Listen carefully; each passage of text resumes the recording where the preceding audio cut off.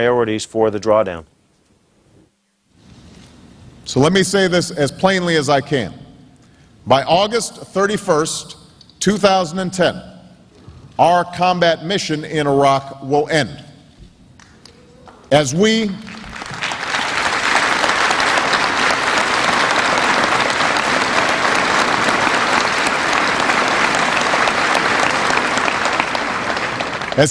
carry out this drawdown, my highest priority will be the safety and security of our troops and civilians in Iraq.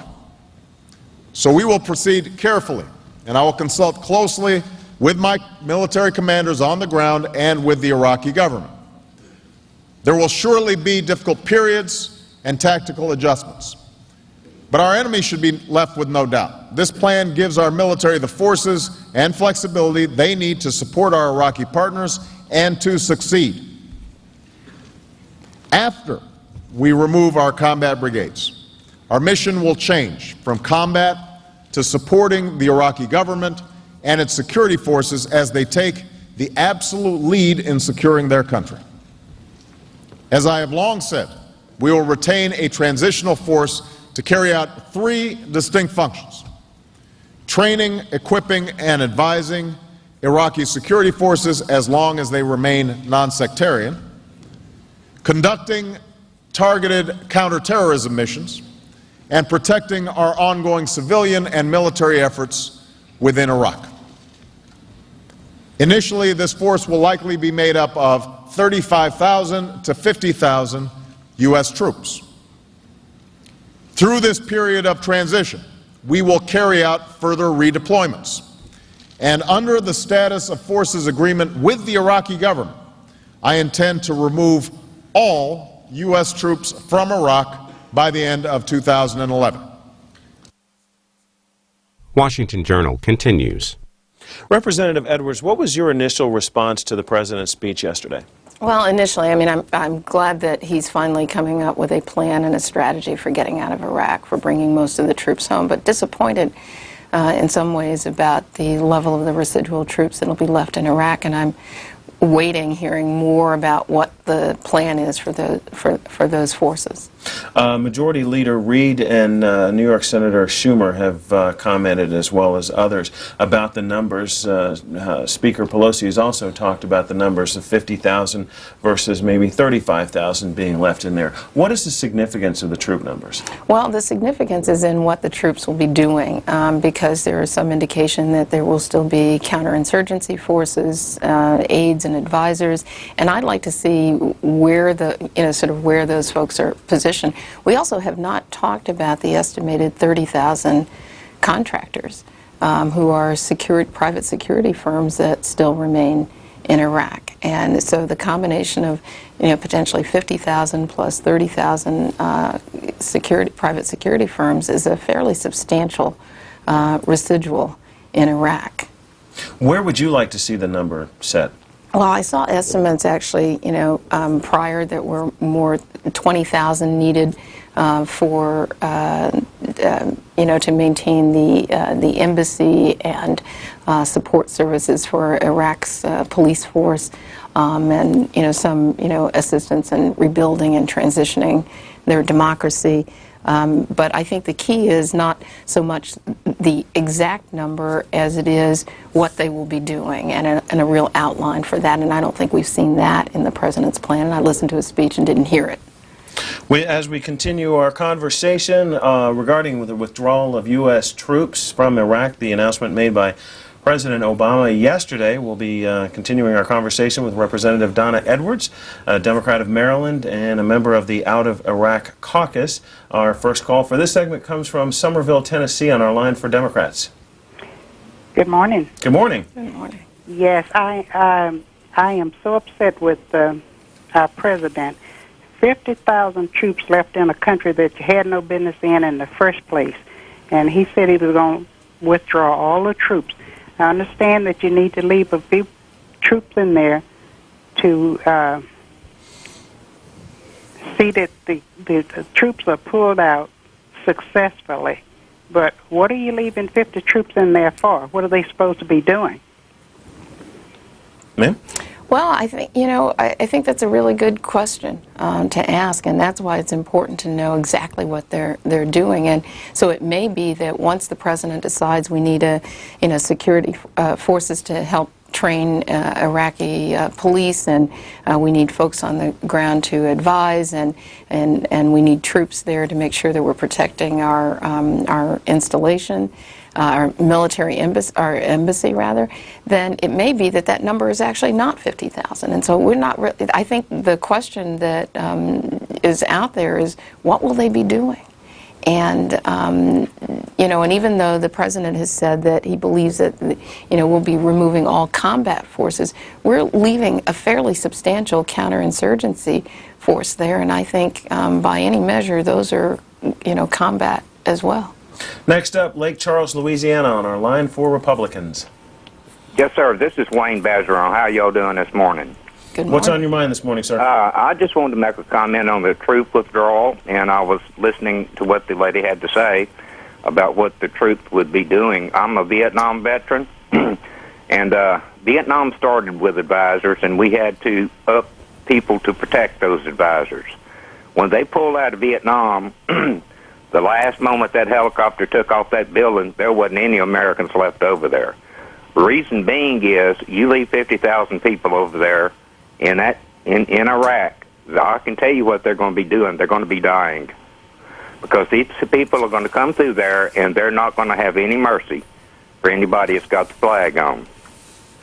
If you're going to pull them out, you got to pull them out. If you're going to fight, you need to fight.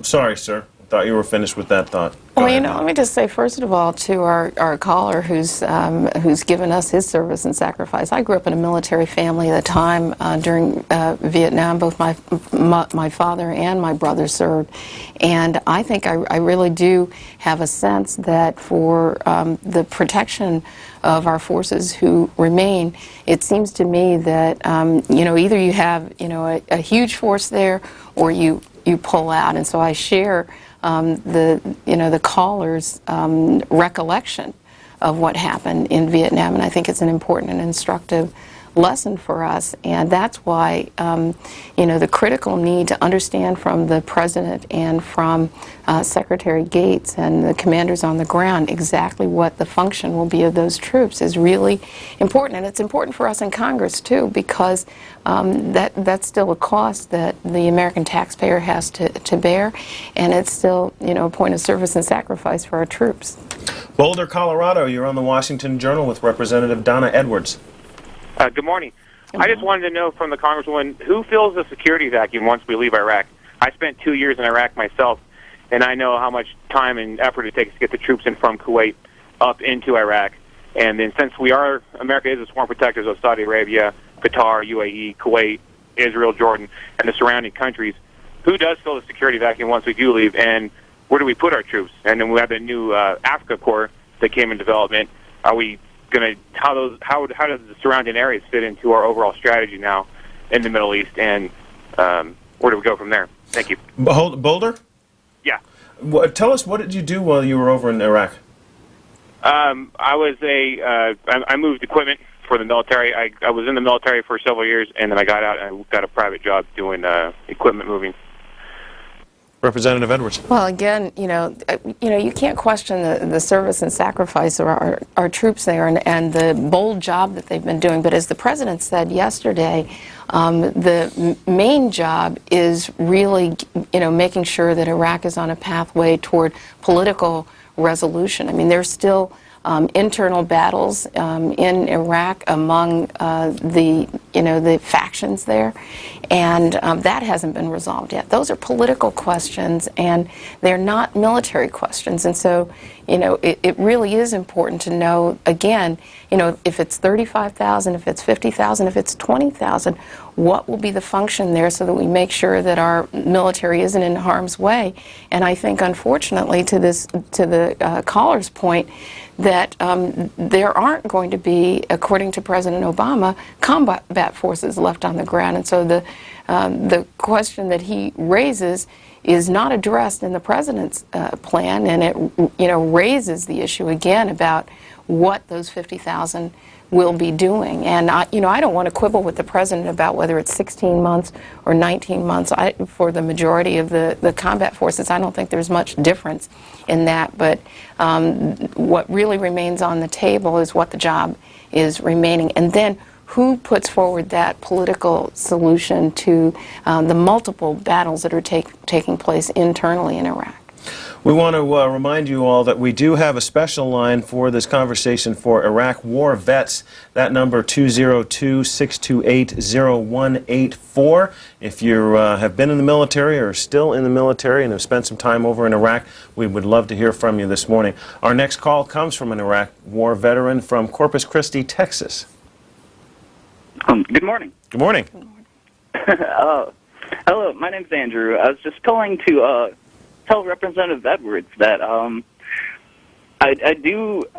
never supported this war. I joined the military to get an objective view of it, and I served over there as a corpsman, as a medic.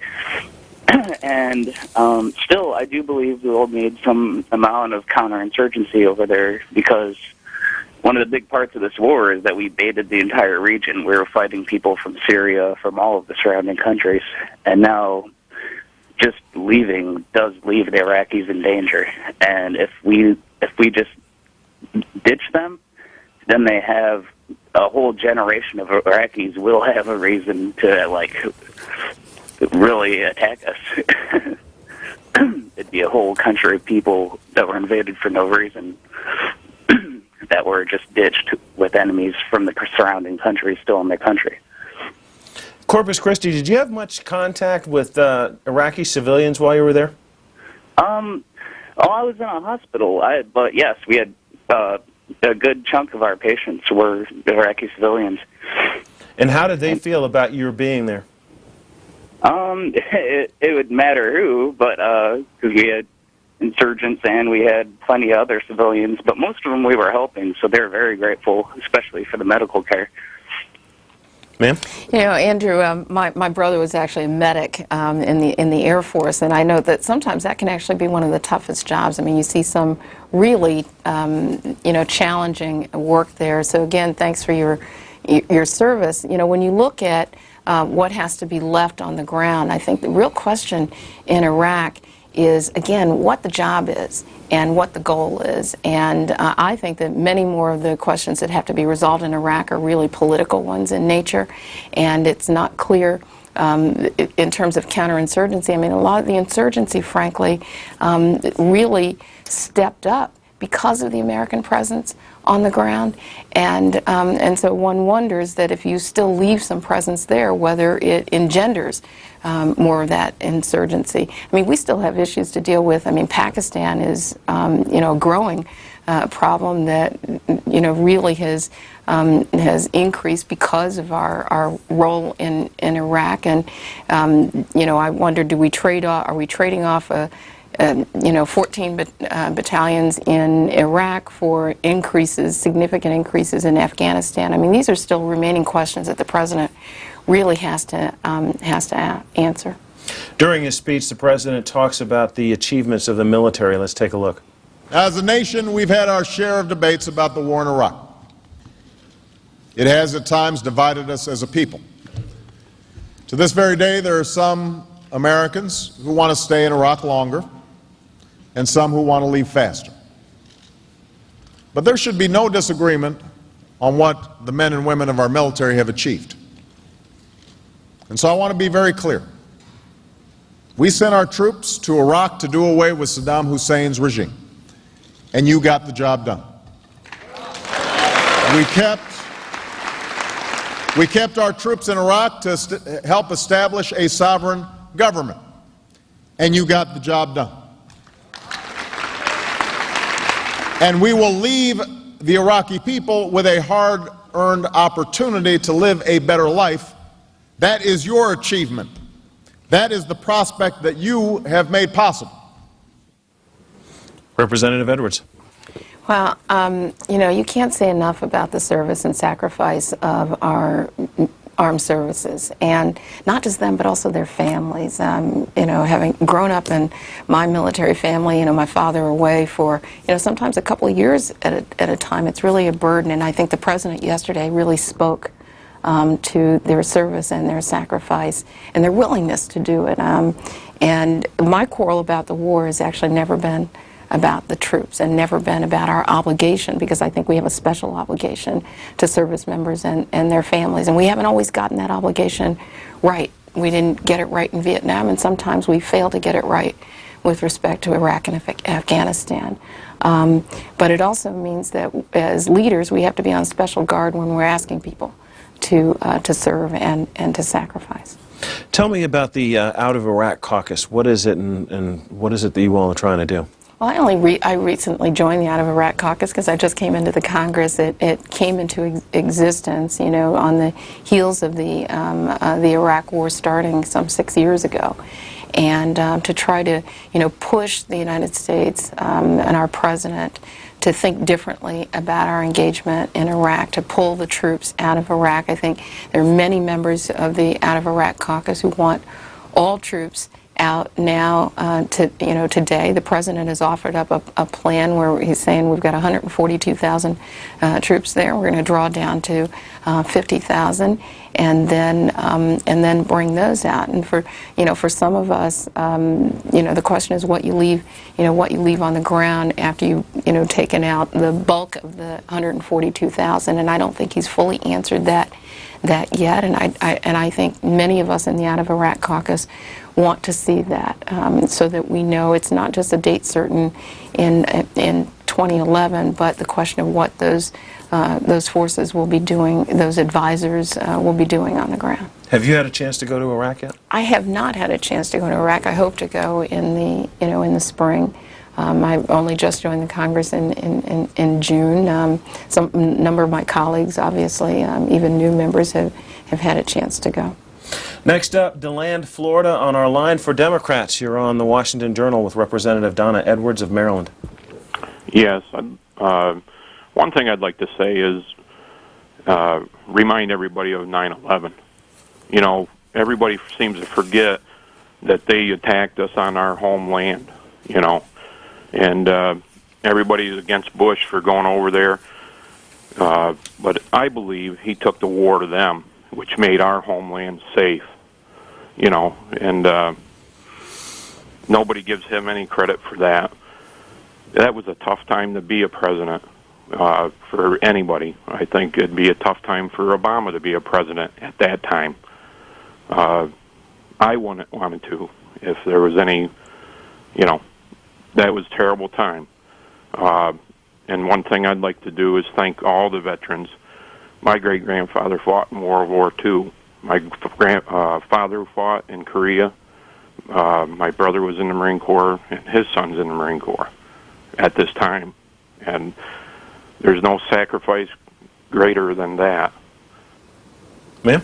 Yeah, I think we have to remember where the battle coming out of 9/11 is, and it was in Afghanistan. It was with al-Qaeda operating out of Afghanistan, and it wasn't Iraq. And I think that's an important reminder, because to me the war in Iraq was a war of choice, and it was a bad choice and a wrong choice. And at a time when we really had an opportunity to build to go after al-Qaeda in Afghanistan and really build and support that democracy. And what has happened is we took our eyes off of that ball. I think the President Obama is trying to refocus on Afghanistan, to rebuild the kind of democratic institutions, move Afghanistan, even slowly into the 21st century. And we took our eyes off of that by going into Iraq. And so we can't argue that we're in Iraq to fight a battle that came out of an attack on 9/11. There was no connection.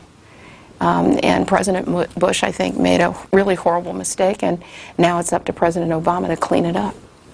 Next up, Waterbury, Vermont, on our line for Republicans. Hi.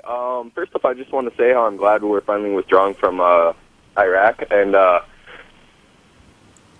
also I just want to ask about the training in the Iraq police.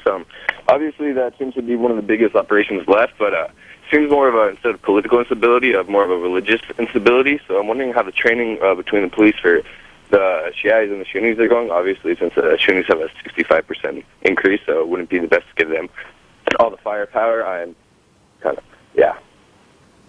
Yeah, I think that, you know, the bigger question that remains, as the caller points out, are the political questions in Iraq. The political questions of how you deal with these dynamics between the, you know, between Sunni and Shia, what's happening in Kirkuk and with the Kurds, and those questions really haven't been resolved. Now, I think it is true that, you know, there is, you know, slow progress in training of an Iraqi police force that is not a military force, but it's been somewhat slow progress. In some cases, you know, some instances successful, in other instances not.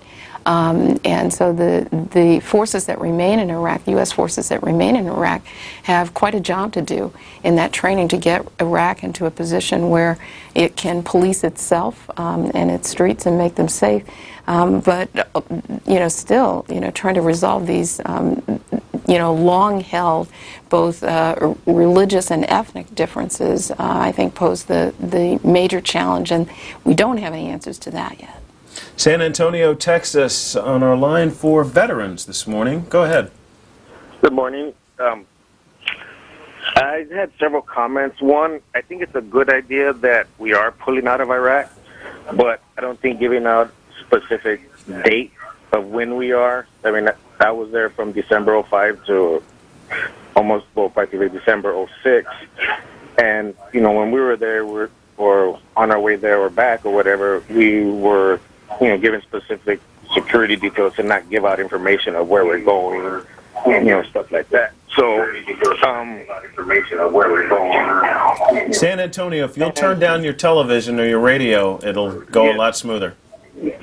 Sorry about that. And I have another comment, you know, to other people that don't understand. You can't put a price tag on human life. You know, whether it's whatever happens to our people here or other people. Sometimes some people have to take the initiative to step it up and give some type of protection to, you know, the mishaps of other people. You know, unless you've been there or you had a relative that served, you just won't understand the sacrifices everyone has to make and what veterans have to deal with after experiencing something like that. Representative Edwards? Well, to San Antonio, again, thank you so much for your service and your sacrifice. And I do think that we still have an awful lot to do with respect to our treatment of our veterans, both returning Iraq and Afghanistan veterans, but all of our veterans and their families, in terms of what we provide in medical assistance, in psychological assistance, and getting to work and getting back to work and transitioning from the military. And so that job is not over. I've actually been, you know, disappointed, even in our last stimulus bill in the Congress, that we could have done some more for veterans that we didn't do. And so I'm looking forward to working with my colleagues on those issues. And I think the caller's right. You can't put a price tag on life, and the families who've sacrificed, the young men and women from the 4th Congressional District in Maryland, young woman, West Point graduate, just out of West Point, serving in Iraq, who died, who went to Oxon Hill High School in Maryland.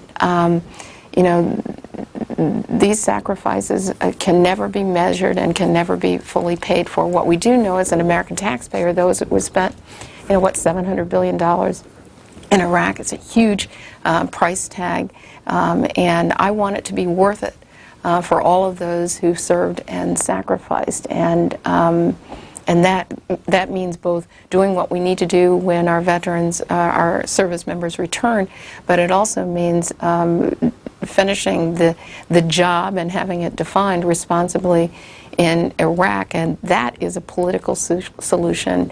It never was a military solution, and it's not one now. Your thoughts quickly about the President making the announcement at a Marine Corps base in North Carolina?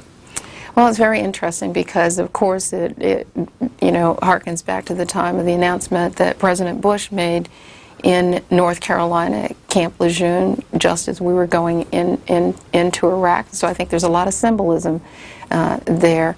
And the president, as commander-in-chief, I think speaking directly to the Marines at Camp Lejeune was really incredibly important because there are many who are stationed in and out of, deployed from Camp Lejeune, who are headed now to Afghanistan, and others who serve in Iraq. And so it isn't just the symbolism of it, but it's the reality for those service members and their families.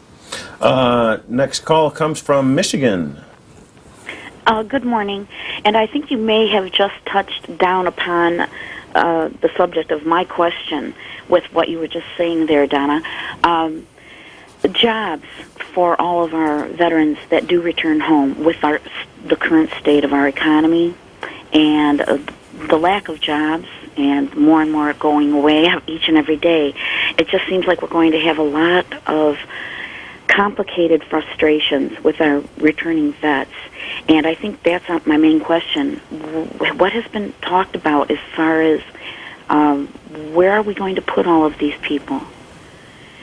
Well, I think we have a really tough economy right now for all of us, and that is particularly true for, say, combat troops returning to the United States and transitioning into the civilian sector and making sure that there are opportunities available, making sure that there are education promises that have been made to our troops that we actually fulfill.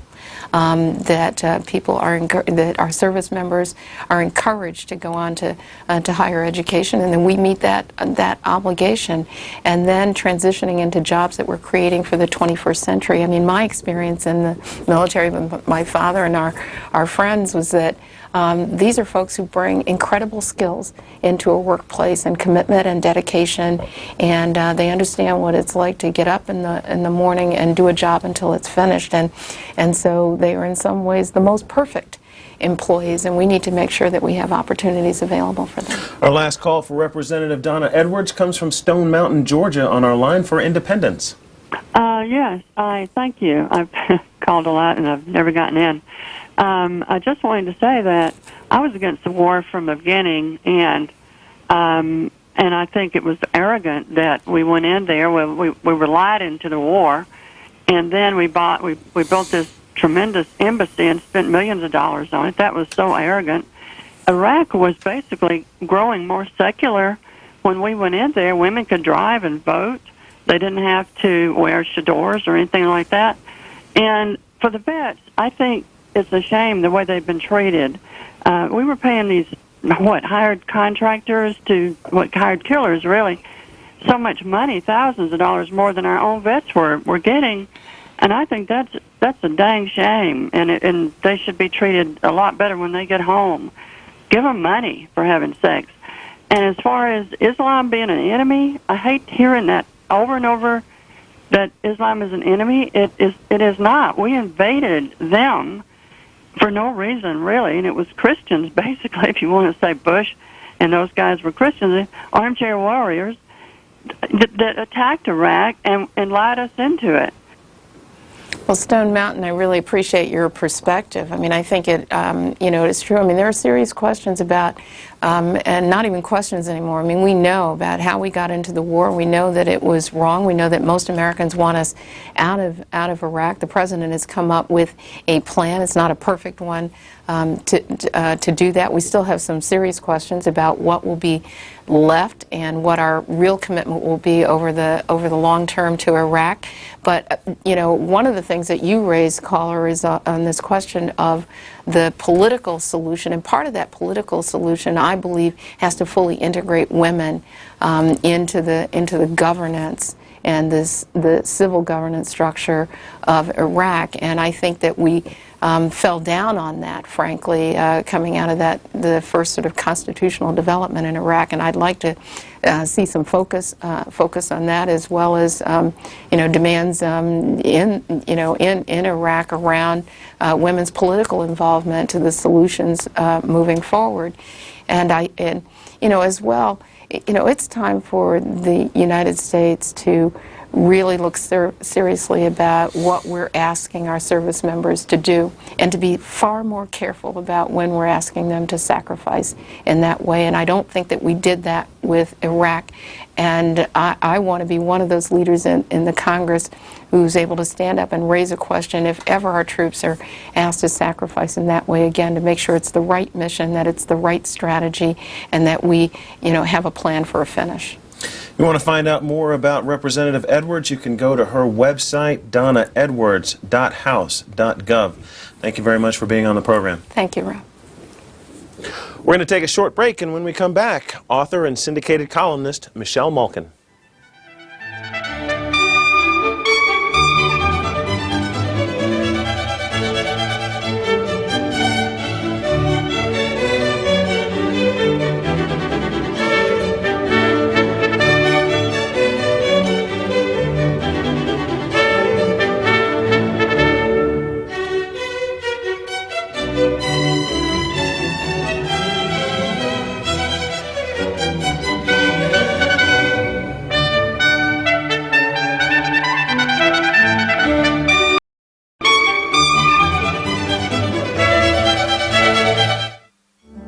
In last week's issue